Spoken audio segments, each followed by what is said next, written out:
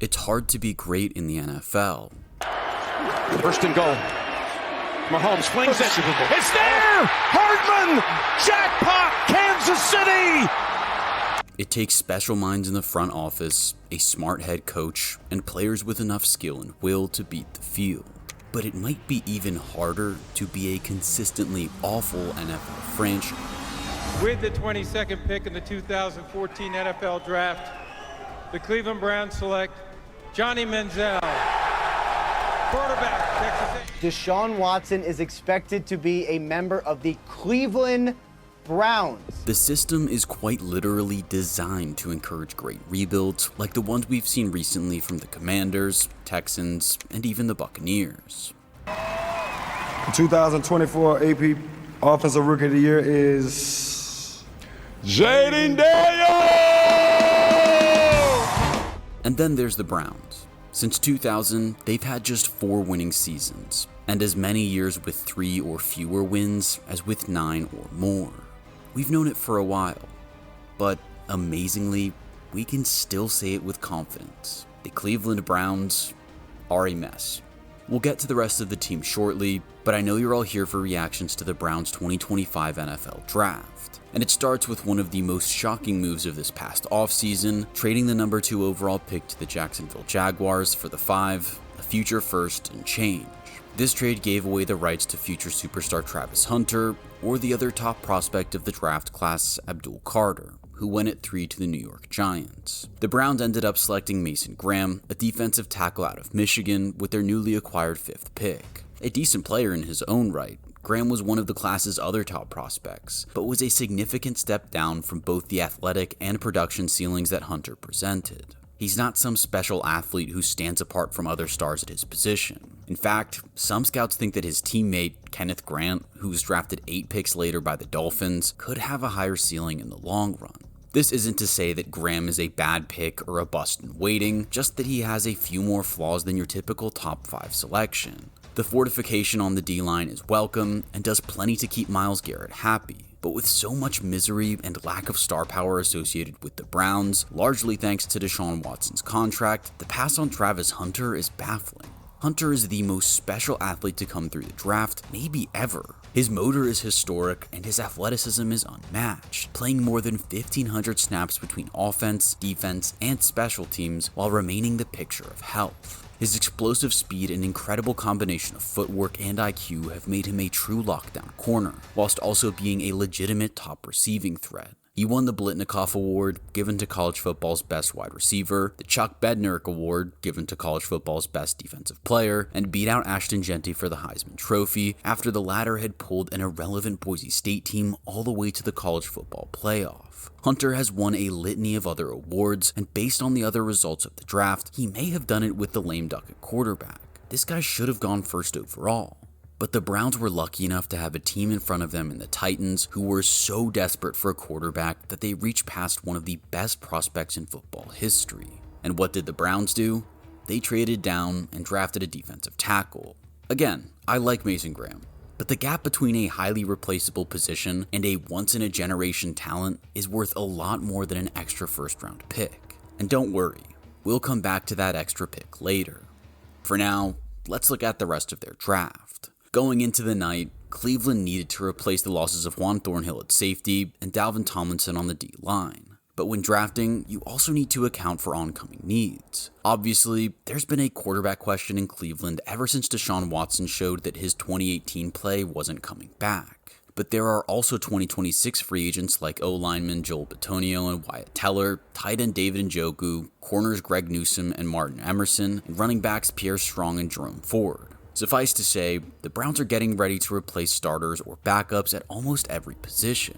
So, did they patch those holes on their roster? For the running back and tight end situations, the answer looks like yes. The Quinshon Judkins pick made sense on its own with the extra second rounder from Jacksonville, but Dylan Sampson of Tennessee, who many considered a top 10 back in the class, was available in the 4th round. So Cleveland has added a potential two-headed monster to the backfield. That's fun for sure. But is spending 2 picks on running back with so many other holes on the roster really a good move? Harold Fannin Jr. is a prospect at tight end who could learn a lot from David Njoku, so that pick works too. But the remaining 3 picks are where the Browns really start to confuse me. With the first pick of the second round, the Browns took Carson Schlesinger, a linebacker from UCLA. Schlesinger is a great player and had legitimate first-round buzz, but he's an off-ball linebacker, one of the least valuable positions in terms of salary and draft value, usually only taken high by contenders with near-complete rosters. The Browns could have had O-line reinforcements like Jonah Sabainaya or Ariante Ursary, or even defensive backfield help from top prospects like Will Johnson or Benjamin Morrison. There were also plenty of solid receivers on the board to help support their questionable quarterback room. With limited capital from a ton of trades, Cleveland still had 7 total picks to play with, but instead took several pieces at non-premium positions. In total, they took no wide receivers, no corners, no edge rushers to complement Myles Garrett, and shockingly, no offensive linemen. You could argue that the board didn't fall their way, but they're losing 3 of their 5 starting linemen in 2026, and the team isn't exactly a great free agent destination. The Browns drafted like the Eagles, like they only needed to add a couple of pieces to make themselves stronger, while they should have been drafting like the Patriots or Panthers, rebuilding realistically. And that brings us to the elephant in the room. Or rather, the 4 confusing elephants in the form of Cleveland Browns quarterbacks. With Deshaun Watson likely out for 2025 with a recurring Achilles injury, Cleveland entered the draft with Kenny Pickett and Joe Flacco on the roster.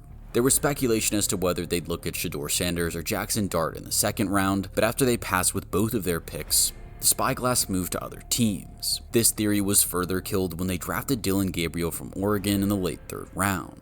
A developmental piece and likely backup, the pick made sense and rounded out the room.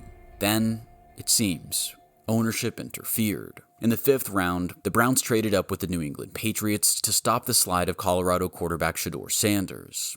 After multiple days of media coverage, the Browns selected Sanders at 144th overall, which answered exactly 0 questions. If they liked Sanders enough to make him a starter in the future, why not take him sooner? And why draft Gabriel? If they wanted to draft 2 project QBs, why trade for Kenny Pickett? It seems like a higher up in the Browns organization thought they could be heroes by finally giving Sanders a landing spot, but it just ended up making one of the strangest quarterback rooms in recent memory. You could even see on the faces of the coaches in front office how unsure they were about putting their 2 new quarterbacks in this position. How is Gabriel ever going to feel comfortable with a bigger name than Sanders in the room, always threatening to make him QB4?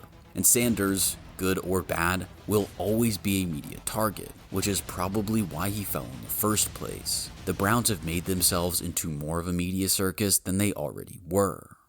Zooming out a bit, there's a case to be made that having a collection of young quarterback talent is good for a rebuilding roster. Healthy competition inside a quality Kevin Stefanski offense and leadership from Joe Flacco may be a winning formula, but that starts looking really questionable when you look ahead to 2026. Thanks to the Jaguars trade, Cleveland currently owns 2 picks projected to be in the top 15 of a class with 4 incredible quarterback prospects. If they had played their cards right, Cleveland could have had an easy path to their pick of the litter for a QB of the future. But now, they're going to have 2 developing QBs on the roster already. Sure, it's good to have 2 solid first-round picks in any draft, but it sure feels like the Browns managed to trade away both Travis Hunter and their future at quarterback all in one weekend. But enough of the draft. Let's try to take the team as a whole and find the silver lining. We already looked at the number of starters walking out the door in 2026, but one of those will be Deshaun Watson, who has an out in his contract, which will be how the Browns get him off the roster. They will, however, still be paying him until 2029 though. Nevertheless, that will free up some cap space to hopefully bring back and replace some of their players. But then, you have to look at where the Browns have actually spent money recently. The Haslam family is not considered a big spender, with their only big contracts on the books in 2025, aside from Watson's, belonging to Myles Garrett and Denzel Ward. Every other star on their roster is either on a rookie deal or an expiring one. Even with the constraints caused by the Watson deal, this reeks of mismanagement and puts an entire team behind the 8 ball when they are already a few rungs down the ladder from the rest of their division. Anywhere but the AFC North, Cleveland would have the division's best D-line. But with the Ravens and Steelers sharing space, it's a logjam. The same goes for the defenses as whole units, where Garrett, Newsome, Ward, and JOK are outclassed by Baltimore's Kyle Hamilton, Roquan Smith, Marlon Humphrey, and Nnamdi Madubuike, or Pittsburgh's TJ Watt, Cam Hayward, Minka Fitzpatrick, and Joey Porter Jr. Then, on offense, it's hard to find the gold nuggets. They're outclassed at quarterback by every team except the feckless Steelers, at running back by the Ravens and Bengals, at wide receiver by all three, and at tight end and along the O-line by the Ravens. I know Browns fans watching this are probably furious, but you should really be mad at the roster construction that Andrew Berry has done ever since trading for Deshaun Watson. With this shaky roster, questions at quarterback, and all the media scrutiny in the world thanks to the Shedeur pick, the Browns need to show that they have some direction. The two pieces of hope I could find are in the Browns' schedule and Shedeur Sanders himself. However, it requires the young quarterback hitting what now appears to be an unlikely ceiling. If Shedeur is what some scouts thought he was, a low-end starter with good accuracy and IQ, then he could be a good stabilizer in the Kevin Stefanski system and raise the team's floor. This would open the door for a Broncos-like approach, with the Myles Garrett-led defense taking the lead and the offense only being asked to do so much. The other glimmer that could fold in with that hope is the Browns' opponent list for 2025. Of the 11 non-divisional opponents on their schedule, only 4 had winning records in 2024. And of those, only one is being faced in an away game. Getting to play your toughest opponents at home is a major benefit for even the weakest teams in the NFL. And with a passionate fan base behind them, the Browns have always gotten a boost from the dog pound. The Browns are incompetent, always have been, and probably always will be. They moved off Baker Mayfield to bring in Deshaun Watson, played cat and mouse with Myles Garrett for 3 months, and still have never won the realigned AFC North. There's still hope for the team, with solid young talent and veteran leaders, but there's some sickness at the core of the squad. Maybe the new Dome Stadium will be the cure, or maybe Jimmy Haslam needs to sell the team, but there's no simple way to clean up the mess that is the Cleveland Browns. But do you share our lack of confidence in the franchise? Let us know in the comments.